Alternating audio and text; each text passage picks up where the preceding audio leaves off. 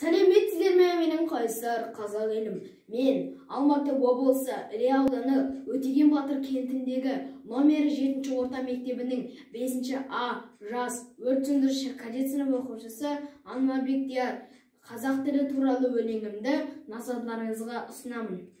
Қазақ тілі өшпес нұры қазақтың, қазақ тілі ән мен жыры қазақтың.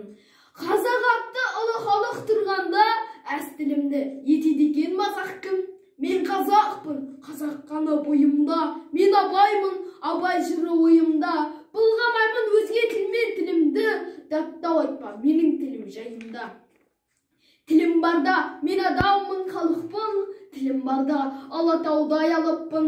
Ана тілмен әлем халқын тамсантып, ана тілмен дүниені таныппын. Ана тілім нар кескенім айбарым, өзің барда жоламайды ойғамым. Менің бала жүрегіммен келерім, ешқашанда сарқылмашы қайнарым. Назарларыңызға рахмет.